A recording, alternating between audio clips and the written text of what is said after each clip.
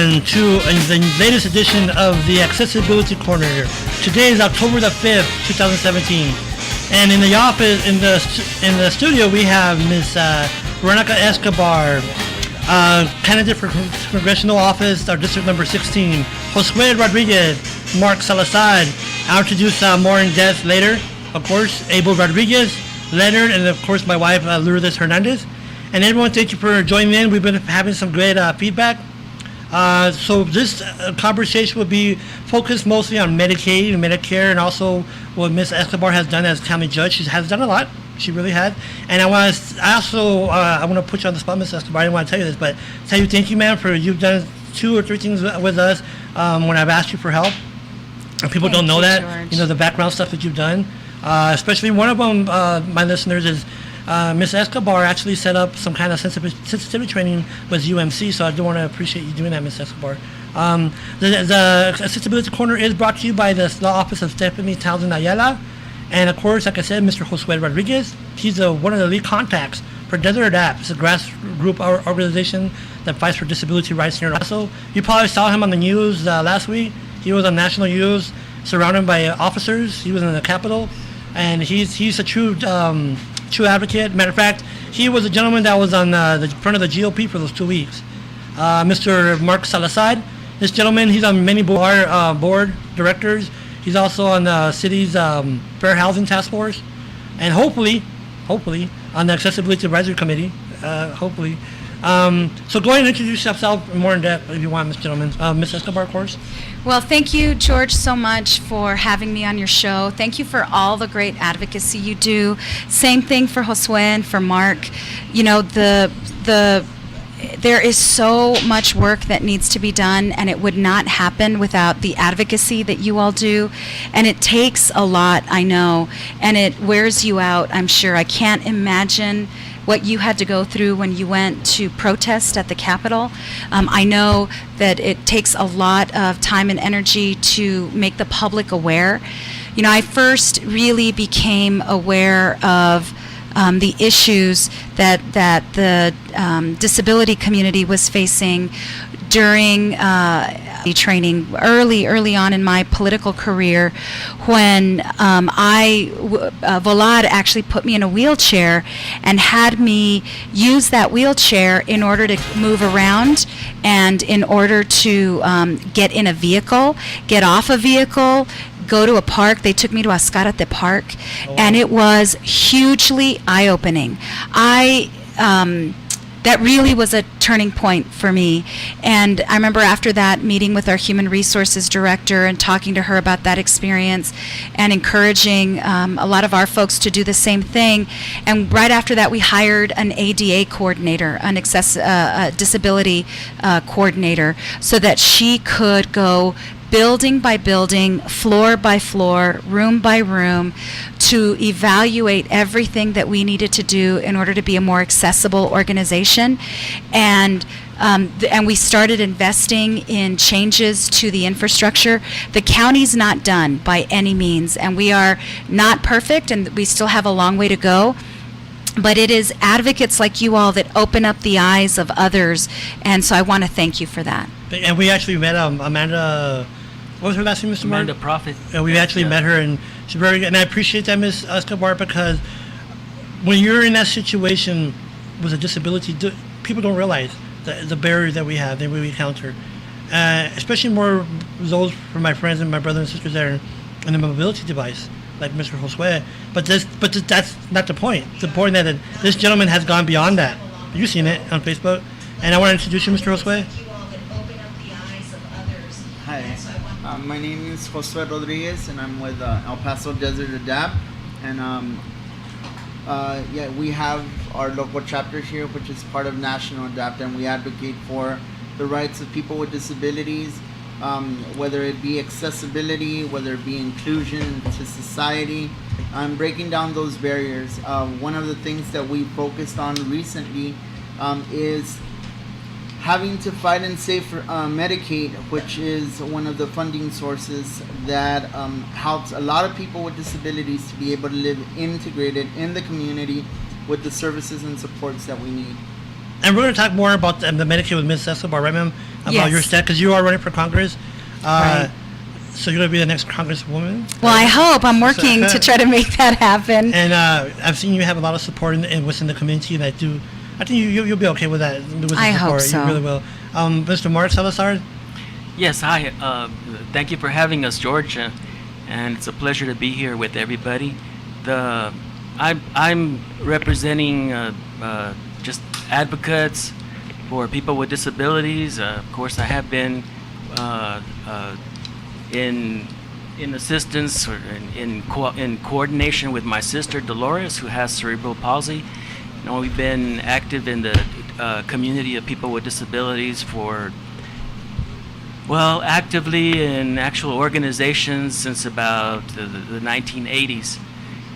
But before that, you know, it's a lifetime thing. Since my sister was born and went to an institution at Moody at a very young age, and that wasn't working out for us. And when we brought her back, and you know, we're able to get her finally into a regular school, which they didn't even have a program for her, but eventually they did, and she's been with us. And you know, having a person with a severe disability, you have to go through a lot of things. You have to learn through a lot of things, and one of the things was that you have to advocate for those basic rights and privileges that a lot of people take for granted. Right. And education was one of them for my sister, and you know, she was able to continue her school and go all the way through, get her bachelor's in social work at UTEP. Really? Cool. And All right. it was very difficult, but along the process, working with as a volunteer and myself, I became a special ed teacher. So I'm a retired teacher also. I worked for 31 years at Irvin High School. I went through the different levels. I started as a special education teacher, but I went. We were needing to serve more people in the mainstream classes, and ended up going into a mainstream program, which was marketing education. And I was able to continue mainstreaming some kids into those programs.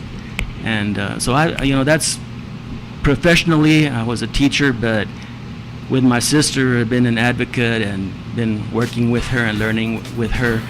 We belong to the Grupo Dignidad, Igualdad, Oportunidad, which is called DIO for short, and that's a Hispanic organization. And we speak English too, but we're trying to reach.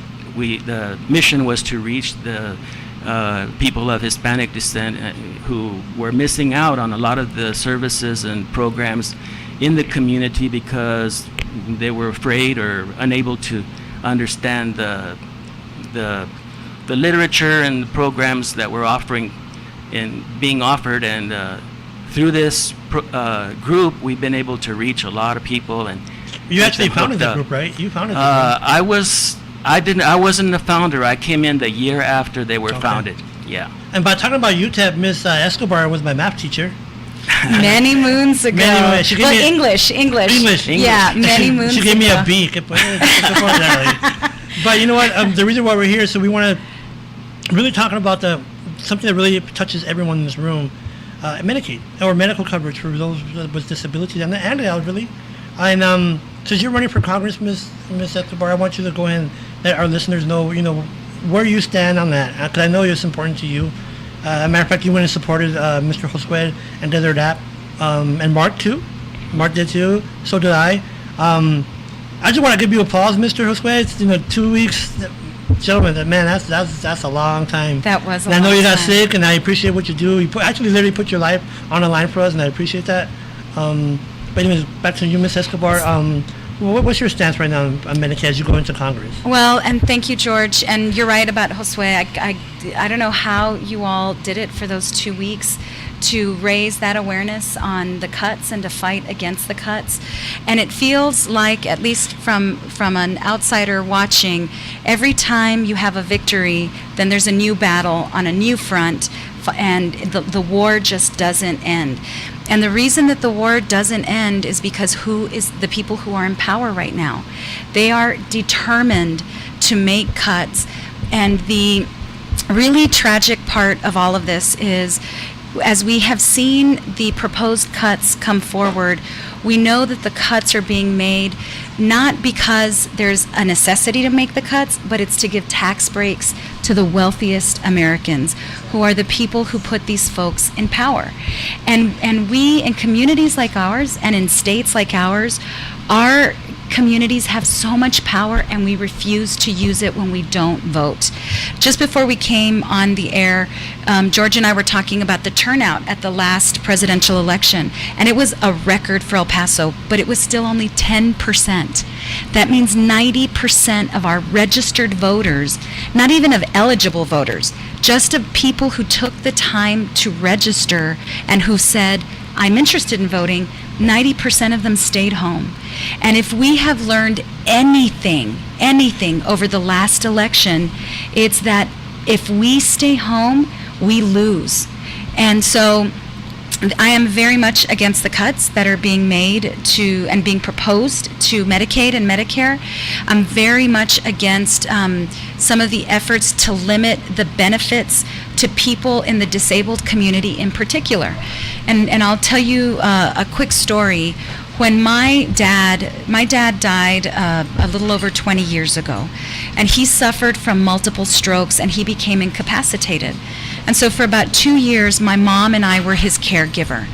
And I had 2 part-time jobs. I had to quit one of those jobs in order to help my mom, because we could not afford the home health care service, and because there just wasn't enough available in terms of actual federal assistance to really give my dad quality care and the amount of care he needed and for the amount of time that he needed. And that was just 2 years of our life. You know, Mark, you were just mentioning your sister's struggle. And it's not just the struggle of the individual who is afflicted with a disability, it is the struggle of the entire family, because especially in Hispanic families, you know, we take care of each other and we will be there for one another. And we're very fortunate to have that. You know, there are many people who are alone and who don't have people to depend on or count on. But even in the best of circumstances where there's a loving family, there are still not enough resources. And so instead of pouring money into corporate tax breaks and tax breaks for the wealthy, these are our tax dollars that need to be reinvested in our people. Okay. So I'm with you on your perspectives and your values about funding the care needed for the very families that are in need of these services. And Josue, I cannot thank you enough for everything that you do to raise the awareness, and I mean, all of you here. It's it must be incredibly exhausting, but you have to keep going until we begin to win these elections. Now, why would you, just from your perspective, why do you think Washington is so heartfelt in changing the funding source for Medicaid? And I mean, what do you think the rationale is there? I mean, you know, I think that when you look at where they want to redirect the funds, you will never hear these guys say, let's cut this and lower the budget. They're saying, let's cut this and let's redirect the money. And so it's a matter of priorities, right?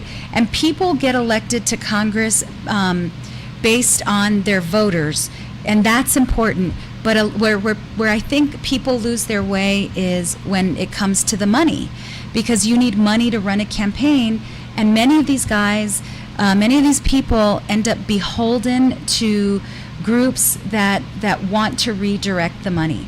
And I think the best way to make sure that that doesn't happen is through the work that you all are doing, where you are constantly on your elected officials and holding them accountable, but also making sure, which is what you all have done with Congressman O'Rourke, make sure that it's not just someone who's not going to hurt you, but someone who's going to work for you. Yes, ma'am. And someone who is going to be your advocate there. And so it starts with the races that you have at home. It also builds out, we have a great candidate for U.S. Senate in Beto O'Rourke. And so it's about getting out the vote for him as well there to begin to change the Senate. And then in 2020, trying to win back the White House. We need a leader who has compassion in the White House. What we have right now is the exact opposite. And it was the current administration. I sometimes just every morning wake up to see what's tweeted, and I'm like, that shouldn't be. You shouldn't have to see what kind of comment he's going to make or not make. Or afraid of what he's going to do next. Yeah, Or what exactly. chaos he's going to create, or what group he's going to target. Because he has targeted, in my view, the disability community, not just with the cuts that he wants to make to health care, not just with the changes in the tax code, but in the disrespect he showed on the campaign trail in mocking someone with a disability. Someone at the highest level of our government, someone who is supposed to be a world leader, who doesn't have the most fundamental compassion. And that we have to change in 2020 when we go to the polls. And it's no longer just about us going to the polls and voting our conscience.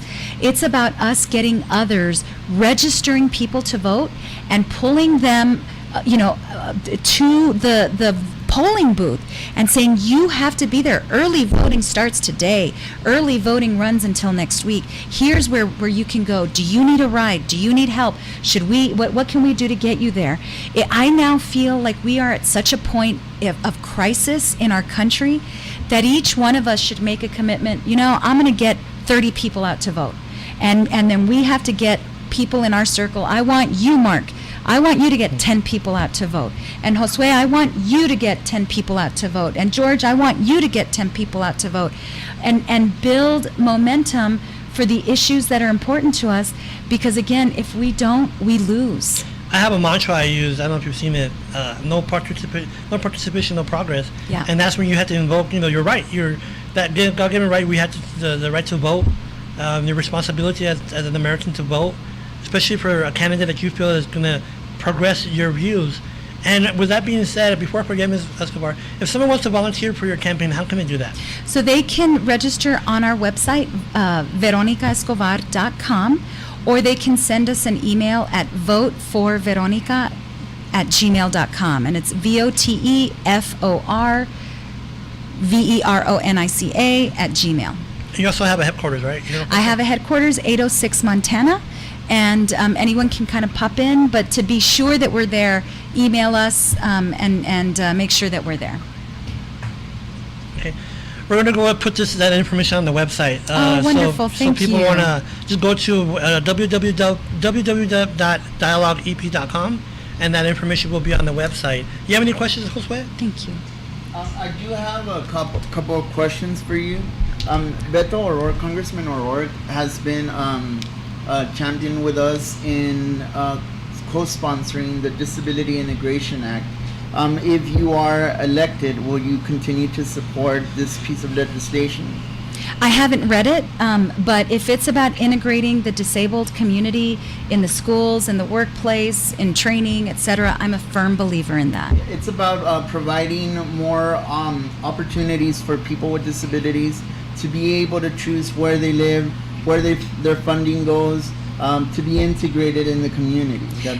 Absolutely. And let me tell you, I think the United States, and not just the United States, but other countries, in our history, we believed in segregation. We used to segregate races. We used to segregate classes.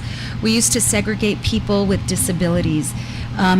We used to segregate genders. There has to be a full integration of people because, number one, that's how it should be. But number two, we should want everyone to be able to live a full life. And we should be willing to put the resources necessary to help people achieve that goal. So I'm very supportive, absolutely. At what can I? Of course, jump yeah, in of a course, little? of course. I was going to say that through Volar Center for Independent Living, we call it independent living, the independent living movement, and we call that the ability to make the choices about how and where and everything that pertain to how you want to live. Just the ability to make choices. It doesn't mean moving out of the house sometimes for maybe a person that needs a little help from their family. We're not trying to say to people just get out on your own if you can't handle it. There are different levels of independent living. For instance, me with my sister, she's able to live. She the doctor said she was going to be in an institution for the rest of her life. The doctor said she was never going to accomplish anything. In fact, that she was probably going to pass away at an early age.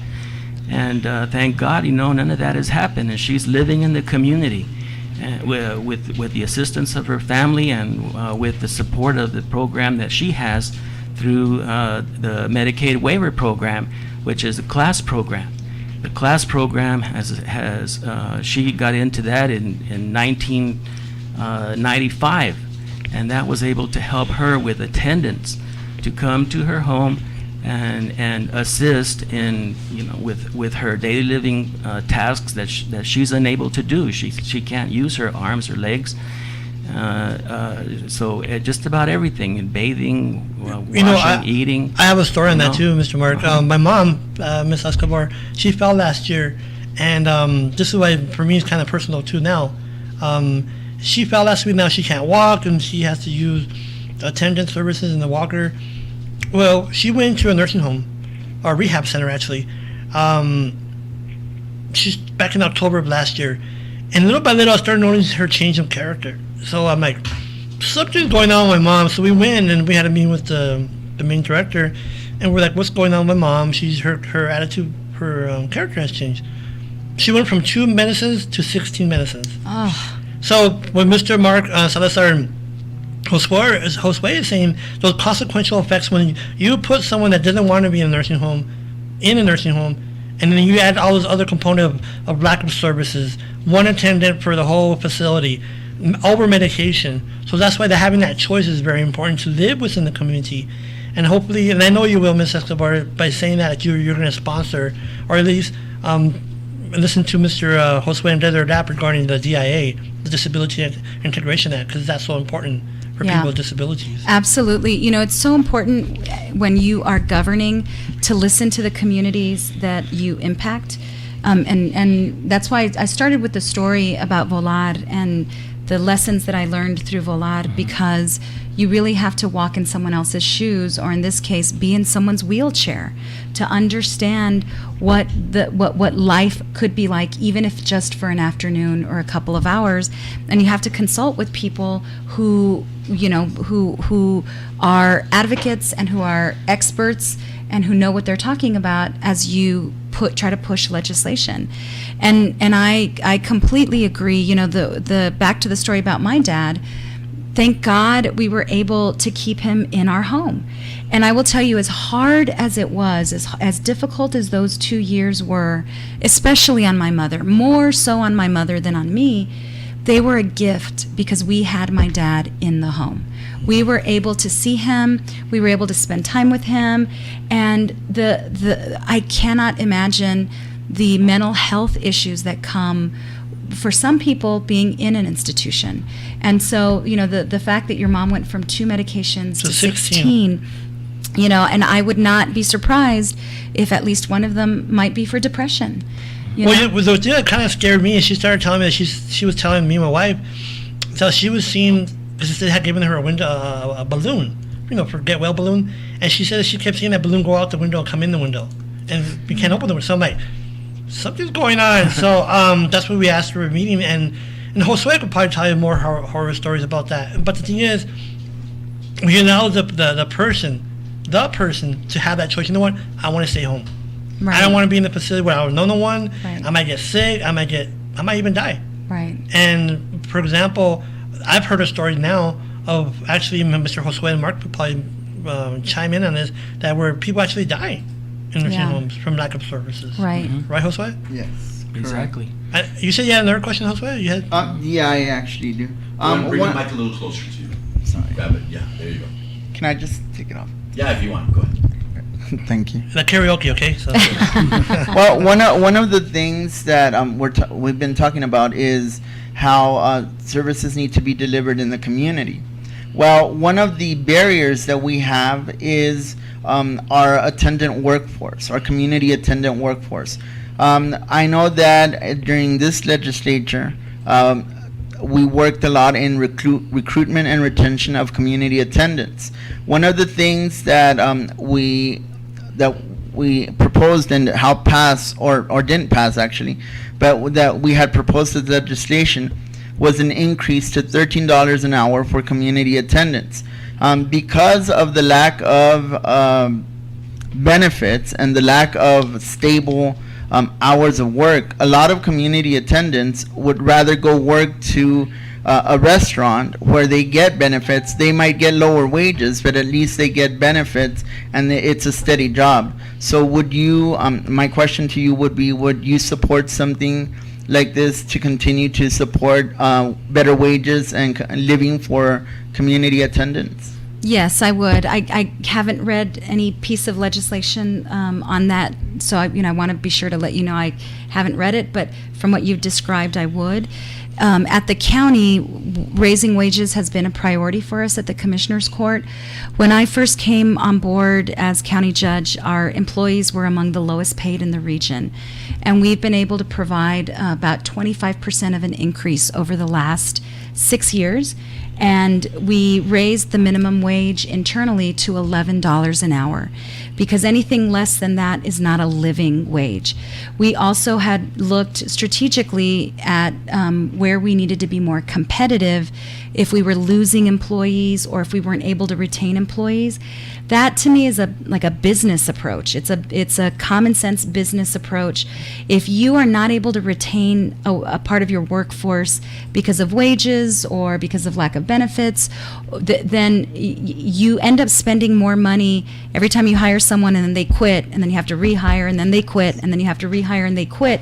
It's always better to retain people, and if you need to increase wages, you need to increase training, whatever those needs are, you need to address them. We have a record of doing that at the county, and if that's what needs to be done at the federal level, I'd do the same thing. Well, we might be coming up to a break shortly, Ms. Escobar. If you hear the music. Now, can you stay a little bit? I'll stay a little bit, yes. And the reason why the care attendant is so important, now that I understand, now you two with your dad, is that without having that attendant service, people with disabilities can't be integrated into society. They can't literally get out of bed. My wife, she's a Right. personal care attendant, to get dressed, to wash, to eat. So the thing that what Desert Adapt was trying to do, I see as a win-win situation. Number one, the consumer wins, and also the attendant wins, where Right. they get more money, and then the attendant is more willing to stay in that work environment. So, you know what, I'm going to stay with you. And like you were saying, Josue, from helping someone clean up to flipping burgers, they're going to go flip burgers.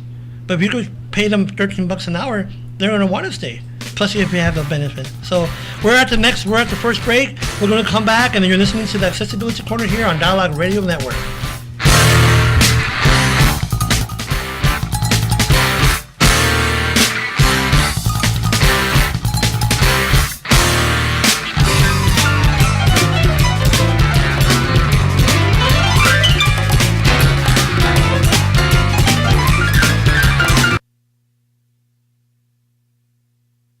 I'm Stephanie Townsend Ayala. At the law firm of Stephanie Townsend Ayala and Associates, our attorneys, including Jennifer Coulter and my own daughter Jessica Clute, fight for the nursing home and home health care rights of the elderly and disabled. I'm attorney Jessica Clute. The law firm of Stephanie Townsend Ayala also specializes in estate planning, probate, trusts, wills, powers of attorney, nursing home advocacy, Medicaid asset protection, and guardianships. Call us at 533-0007.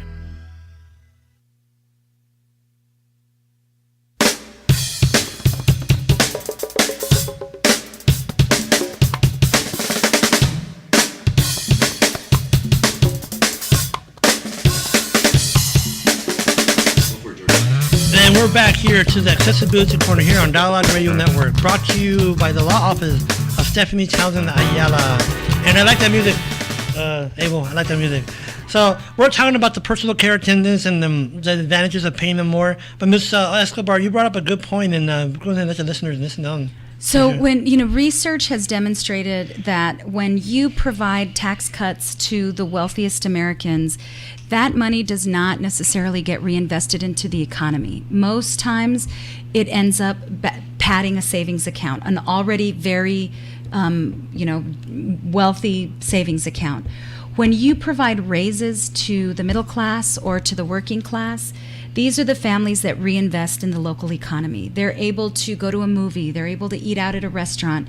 They are able to buy clothes. They generally spend that money. They may save some of it, but most of the time they will spend it. And so it has a multiplier effect in the local economy. And that's part of why one of the values for us at the county was raising those wages, because we knew we would get a return on our investment, but we also knew we'd retain good people. We wouldn't have to deal with vacancies. It was, in some respects, self-serving, because we wanted the organization to benefit from good people who stay there for a long time. But it was also, we knew, the right thing to do. And unfortunately, the federal government has, there's not been even an increase in the minimum wage for many, many years. And additionally, we still have issues like Josue, what you described about the attendance, where we need to start pushing in the right direction because it benefits them and us. Yes, sir. Now, just out of curiosity, and it's kind of off the topic, but how many employees are there for the county? There's about 2,000 employees for the county, and there's another 2,200 for the hospital district. And at the hospital district, we raised the minimum wage there to $10.50. Oh, wow. We're hoping to get that also to $11. But they have faced drastic cuts in healthcare reimbursement, and so it's been a lot harder for them to achieve the same salary gains that we have at the county, because every time they turn around, the feds or the state are cutting reimbursement and cutting their ability to deliver services, and so they keep having to dig into their savings account to help the same number of people. Yep, the same. That pool of money keeps going shorter, smaller and smaller. But more people want to tap into that, right? And that's where the problem is. And hopefully, by you being in Congress, I'm not jinxing you. You're in Congress, right? So so once you get into there, and that's good that you have this experience. Well, not good, but in the sense where you understand when Josue and Mark and me tell you stories, you understand like what happened to your dad. Right. That attendant services are very important. And you have another question, Josue? Yes, I actually do. I just have two comments actually. One of them is referencing back to what we did with Medicaid and our continued fight for Medicaid, for it not to be cut. I do want to emphasize that what we did for the 2 weeks and beyond that has been more of a community effort than just Desert Adapt itself. We did spearhead the effort, but there was a lot of community support. There were a lot of volunteers that went there, helped out, helped distribute flyers and information, and made calls. So the community is to thank for this. For the success of those 2 weeks. And Jose, beyond. also there were people throughout the nation that were emulating you, that were doing things similar throughout the nation. You were California? one of the leaders. I said in California they did it too. Yeah, in California they were doing it. that. They were sitting in the offices. They were Colorado. They were sitting outside their offices. Camping outside the offices. That was, that your leadership was fantastic, and it was an example and role models for a lot of people that are still doing that. I think even here locally, and I think Duranguito's doing the same thing right now, camping out and looking over their territory. Yep. But I think they learned from you. Yep. But the police also learned, and they're, cracking down and making them take down their shelters and, making it difficult for them, which is the same things that you faced. Yes. But, this city has learned from that. But the activists have learned also that there's people power. There's power in the vote. There's power in getting the vote out. and registering people to vote. I think those are wonderful efforts, and I'm thankful for. Most of the time, a lot of the effort is done by young people in the colleges, and those are the people who come out and vote for the first time. And not only that, but also the community support, like you were saying. Exactly. Like Ms. Escobar, you didn't have to go out there, and you did. You went out there, and I think who else went out there? Susie Bird. I mean, all these politicians, they didn't have to, but you know what? To give that support, to say, you know what? We get it. We understand. We're here to support you. And Mr. Josue, like Mr. Mark was saying, at the end of the day, you're the leader. You're the one who really brought that point home. You're the one who was out there for 2 weeks. That wasn't We're getting mad at you. We would call you and my wife, hey, you need to go home. But the point is, without, like you were saying, Ms. Escobar, without that activism, that advocate, our voices won't be heard. And it was you in place. Hopefully, you can help us. I hope to be able to help you all. I hope to be your advocate. The experiences that I've had as county judge and in my personal life have really made me very sensitive to those issues, and I admire the work you all do so very voting. Well, Josue, so I know you had another comment, Mr. Josue? One last comment. That's fine. It's regarding voting. Right now we have the Rev Up campaign, which is the Register, Educate, and Vote, and this is geared or aimed towards getting more people with disabilities to go out and registered and actually go out and vote and make the disability vote count. Would you be in support of this type of movement? Yes, thank you for doing that. We we don't have enough people in El Paso voting. And I think if there are members of the disability community who are not registered, then yes, you need to get them registered. And it doesn't end there, because too many times people will register and they don't go to the polls. They don't do anything beyond that. And so the role that you'll have to play, if you're going to register people, I would challenge you to go even further, which I know you will, and I have no doubt, but to keep a database of all of them, get their phone number, get their email address. And so you have this database of the people that you've registered, so that you call them or email them right before early voting. Hey, you guys, we registered you. You signed up. You said you wanted to vote. Remember those cuts? Remember what we were facing? Remember the risk to our benefits? Now's the time to make a difference. You guys should endorse. You guys should provide information to your constituency, like, hey, if you don't want to hear who we're recommending, we're giving you the link to everybody's website, we're giving you the candidates' phone numbers, we're giving you the candidates' email accounts. Then make up your own mind, but vote. Here's when early voting starts. Here's a link to all the locations. Do you need a ride? We'll make sure to find rides for you. I mean, it is like a campaign, like running a political campaign. If we want to change things, that means we've got to run a good campaign and not just register people, but remind them, educate them, and really, in many ways, it's like being a nag. Like, I'm not going to leave you alone until I know you've cast your votes. When is early voting? February 20th, and the election is March 6th. So it's March 6th. Mm-hmm. Oh, okay. So that's for the primary. So February 20th sounds like a long ways away, but it's not. I mean, I'll tell you, I've told my kids this every time Halloween rolls around, and I'm giving candy to the trick-or-treaters, then all of a sudden I wake up and the next day it's Thanksgiving, then I wake up and the next day is Christmas, then all of a sudden it's the New Year, and so it becomes like a downhill slide toward the end of the year. So it's going to be here around the corner. Yes, ma'am. And so just keep those names, keep those emails, keep those phone numbers, so you can reconnect with them and nag them. And I'm going to give a comment real fast about what you were saying about the holidays. Me and my wife were putting together an initiative of having a Thanksgiving dinner for our community of people with disabilities, because a lot of times the family members can't go to work. They want to stay home and take care of their spouse, their wife.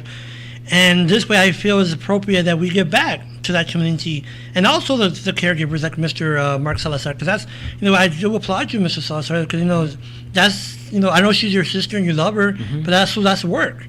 And I've been there when my mom, me and my wife, when she was sick, we actually had to change her. And so we want to give back to saying we appreciate what you've done, and also those individuals that are here by themselves, don't have no one. So we want to give back. So hopefully people are beautiful. listening. We want to contribute to that. And anyways, going back to the what you were saying about the early voting. Early voting is very important because that sets the pace, right? That sets the pace for the regular elections. You know, yeah, when you look at early voting the night of the returns, you kind of get a sense of, you know, whether you've won or lost. Sometimes it's very close. But the great thing about early voting, you know, a lot of people will say, oh, you know, it was election day and I forgot. Well, you don't have to wait until election day. You can get it out of the way. I frequently go vote the very first day of early voting because I think if I forget or if I get too busy or if something happens and I'm distracted or I have to leave town, who knows? I have already cast my vote and my vote will be heard. And so I always try to push my family and my friends to vote during early voting, also because it's the most convenient thing. You don't have to go to your polling station. Exactly. You can go to any one of the early voting sites. And so if you do that, you get it out of the way, you've done your civic duty, you've made your voice heard, and you don't have to worry that you'll forget on election day to go vote. That's true, and hopefully with that kind of interaction by us, you know, just encouraging people to vote, maybe we can bring that percentage up. Maybe break it from 10%. You know, go beyond, because I think it's the average, or I think it's 140,000 people are registered to vote. And I'll tell you that. So this election cycle is what's called a midterm because it's between presidential elections. Voting goes up during presidential elections because everybody's interested in voting for president. But during the midterms, which is the 2 years in between, it drops significantly. And so what our campaign is trying to do, we want to inspire people. We want to get people excited. We want to remind people that they have power, but that they have to use the power. We want to drive those numbers up. Because we want El Paso to begin to make its voice heard. So if you all will pitch in with the campaign you're running, I think we can drive those numbers up. And you would be, and I don't know if I heard wrong, but you would be the first Hispanic woman to be elected? If should I win, I will be the first Latina elected to Wow, Congress that is from awesome. Texas. That is We've cool. never had a Latina congresswoman from Texas. Never. Other states have. And you know what's exciting to me is if we do this, that it would be El Paso doing it, Yes. and that it would be the border doing it. The border community. Yeah, that would be awesome. It would be really great. That would be cool. I'll see you on TV. I know her. That's right. Did you have a question, Mark? I had one, but I lost it. I'm sorry. I thought you were trying to say something there. And Josue, before we go any further, could you just give out everybody's contact information for one more time before I know Ms. Escobar about you want to go ahead and volunteer for your. Will you guys go first? I need to look up my campaign number. Okay. Well, you can always find me on Facebook, just under my name, Mark Salazar. And there's, my email also is masalazar@elp.rr.com. I like we say RR. That's how Time Warner, right? Roadrunner. Yeah. Right. Uh-huh. Josue? My information, you can always contact me, of course, on Facebook. I'll also give out my number, that's fine. My number is 915-449-3834, and my email address is josue.adapt@yahoo.com. And you're also allowed to call him at 3 in the morning, right? You told me that. Also, yeah. You can call it. There's voicemail. Not answer. My campaign number is 760-0192. And as I mentioned, my website is veronicaescobar.com. My email is voteforveronica@gmail.com. I'm on Facebook, I'm on Twitter, and those links are on my website. Oh, you're on Twitter? Uh-huh. Okay. I will say this, and this is my show, so I'll say it. I do endorse you, Ms. Escobar. Aw, I will say thank you that. so much. so, I really appreciate that, I know the George. boss, so I know the boss, so I can say that. So Thank you so much. I appreciate and I honor that endorsement. It means a lot to me. Thank you, ma'am. I know, Josue, you Dinner Dad meets when? You meet on the 3rd? Or We something? meet every third Thursday of the month at 1300 Hawkins. That's the public library from 1 to 4 p.m. And I know, Mark? Grupo Dio meets every twice a month we're coming up with the holidays in November and December, so the schedule's going to change a little bit on those months. But normally we have the first meeting. We've been having it at a durable medical service provider called BEK Company. Okay. And so we have that first meeting on the first Saturday from 2:30 to 4:30, and the third Friday we meet at Carolina Center. It's now called the Ortiz Center, Ortiz. named after a fallen policeman, I believe. Yes, David Ortiz. Yes, David Ortiz. Yeah, Ms. Lily Mo was talking about that on our show the other day. And I know, Ms. Escobar, you're having a walk this Saturday? Yes. So Welcome. on Saturday at 11 in the morning, we're meeting at 806 Montana, which is the headquarters, and we're going to be block walking every weekend. We'll probably start earlier in the coming weeks, and we love our volunteers. If anybody wants to volunteer, we'd love if they want to come in and help do anything around the office. There's always work to be done. I'm there just about every day, unless I'm out walking.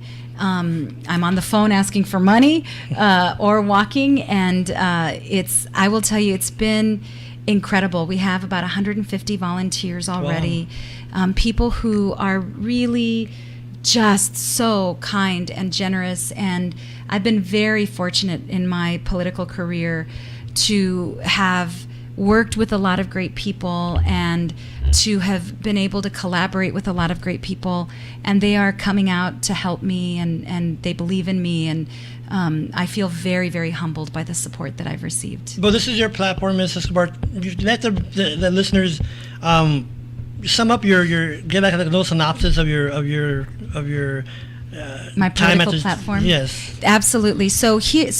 Let me tell you what I'm proudest of having accomplished as county judge. I'm very proud that we expanded access to health care. We reformed local government, and I was a strong voice for the border. I published 4 op-ed pieces in the New York Times in defense of El Paso and proud of El Paso and the border. And my platform for Congress is really focused on much of what we started in El Paso. I believe in health care for all.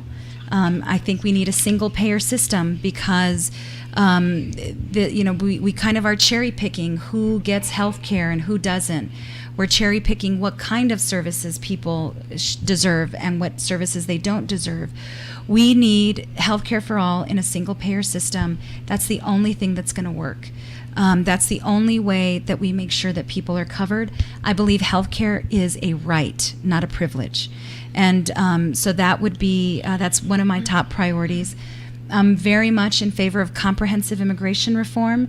The laws we have on the books separate families. They are outdated.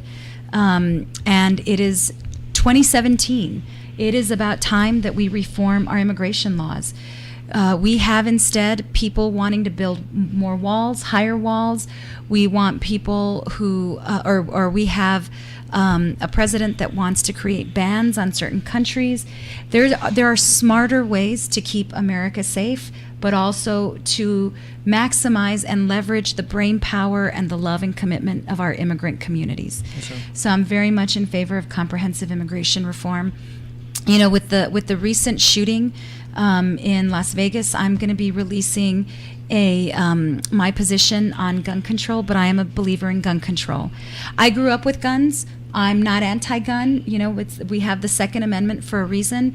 But when you have Americans that have access to arsenals, and we have created American terrorists, you know, we are so focused on terrorists that we're worried about from other countries, yet we turn a complete blind eye to how we enable people in our country. Did you say blind eye?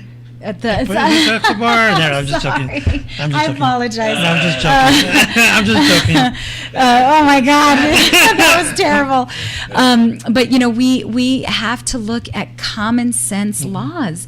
We are one of the countries that has eroded some of those laws that actually protect our communities. You know what's funny, Ms. Escobar? That I was talking to my cousin about this. Because see, when the Second Amendment was done back in 1778, our forefathers, for the militia to have, weapons to protect the property, that was back in 1778. Going forward to now, you have people having ARs with the buckshot that makes them automatic weapons. Right. But yet, which is funny to me is that you could buy the actual device to make your weapon an assault weapon, but yet that device is legal, but when you convert your weapon, that's illegal. Right. Does that make sense? Right, absolutely. And there was a law that was about to be considered to limit prohibitions on silencers, Yes. which as we saw, unfortunately, in the really horrible footage,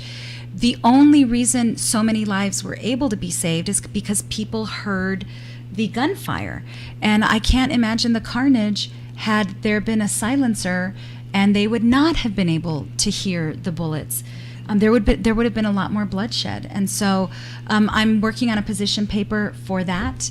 I also am a firm believer in carrying on the really hard work that Congressman O'Rourke did with the veterans community as well as with the disability community. I want to keep in close contact with the communities that I serve. If I should win, I will be coming back constantly the way that Congressman O'Rourke does. I'm not a believer in going up there and moving there and and forgetting the very people who elected you. This is my home. I love El Paso.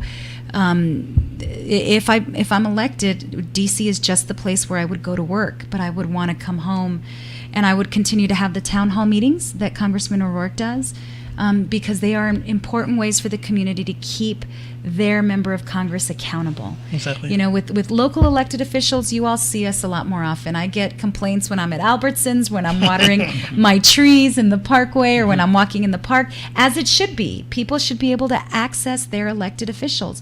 But that's possible because we're local. When you have a congressional elected official who's frequently back and forth and spending time on the House floor casting votes, and they're only here for weekends, it's harder. So you have to make it possible through those town halls. So I'd be committed to that. So that's philosophy, out of sight, out of mind. Right. You're coming back, you're seeing your constituents, and you're hearing the issues here in our local community, which is District 16, that you could take it back to Congress and Right. and make those efforts. Because even when you're a county judge, Ms. Escobar, without you being progressive, it helps us. Progressive, sorry. You help our constituents, because without the politicians being in the forefront, where do we go? Right. As advocates. And Absolutely. I'm sorry. And you have to hold us accountable. And if we've done something that makes you mad, you have to tell us, hey, that really upset me, and here's my expectation, and here's what I need you to do. And I have found with all the groups I've worked with, I may not have, always made them happy, but I've always had a door open. There have been some groups that have been very, very pleased with everything I've done. But of course, there are some groups that may not be, but that the lines of communication are so important, because who knows, someday there might be a vote cast that, didn't have time to get all the information on, and somebody says, I can't believe you did that. You have to be able to have those lines of communication open. Exactly, to your constituents. We have a few minutes left. It's going by fast. I want to give this time to Josue or Mark, if you have any comments, any finishing last comments. Well, I like what you said, about the being in touch with the communities. That is so important. Whenever somebody comes into town, this is our opportunity to meet with that representative or senator and make our needs known. And the thought I was gonna say was, you're kind of going into the lion's den, because you're in the minority. You're going to be in the minority. Hopefully we want to change that. But being this big majority out there with so much money and so much power, and with the current administration in office, you're going into the lion's den. And I admire you for doing that, and for taking the position that you are taking. you know, and Thank you are you. a true Democrat, and I know one of your opponents says she's a Democrat, but she's been voting Republican for a long time. And you are a true Democrat, and I appreciate that. You do Thank represent the you. people. Thank you, Mark. And we admire you for what you're doing. I appreciate Thank you. that. Thank you. Hopefully we won't be in the minority Yeah, we forever. gotta change Hopefully we that. begin to change that in 2018 and then hopefully in Yeah. 2020. But I agree with you. We have to send people to the Congress who reflect our values.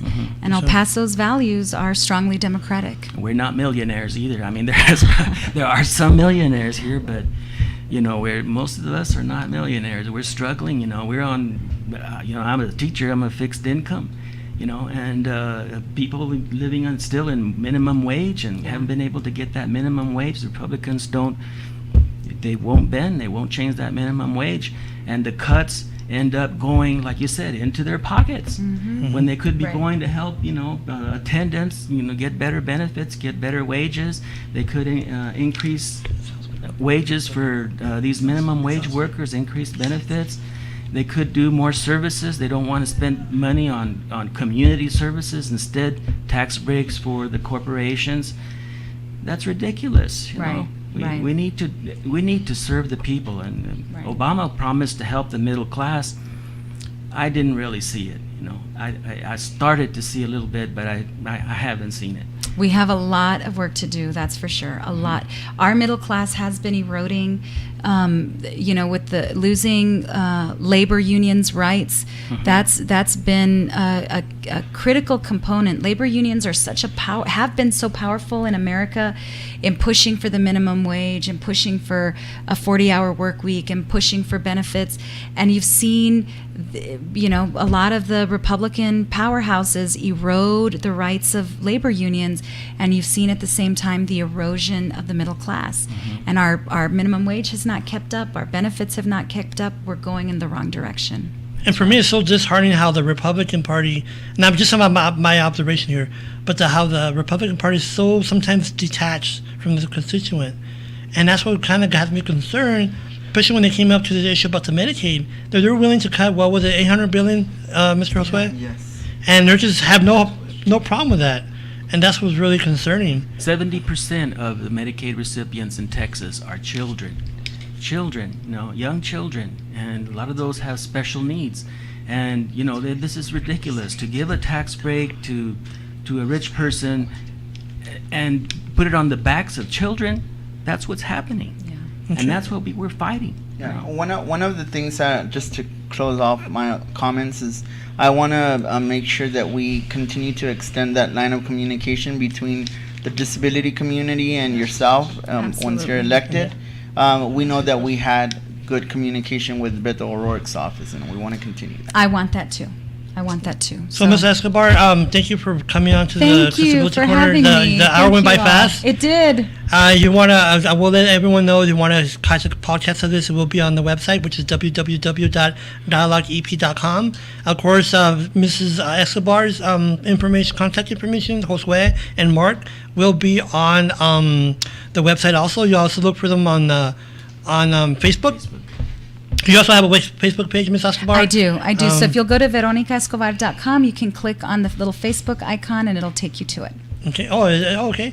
And just for everyone, for my listeners, next week or next show, which will be on October 19th, we're going to have Ms. Jennifer Coulter. She's the blind lawyer that works with Stephanie Townsend Ayala. She actually graduated with one of the top scorers here in El Paso, in the state of Texas, for when she got her bar exam. And so I'm not sure. Do you have time, Mr. Abel? Are we done? What? No, go ahead. Okay. Because he told me sign and I can't see him. So. But anyways. Okay, so basically, Ms. Escobar, thank you for coming again, Thank and you. we'll see you Soon, I hope. I'm squinting my eye in Congress. Will be the first Latina to be in from the state of Texas? It's kind of amazing. It is incredible. You know, think about all the years. You know, I know. That's- It's terrible, but I hope we make history. and it kind of tells a lot about taxes. If you know, and then you will make history, Ms. Escobar. I say it today, October the 5th. I will say that that you'll make it history. So, well, anyways, thank you everyone for listening to the Accessibility Corner. We'll see you on October 19th. Bye.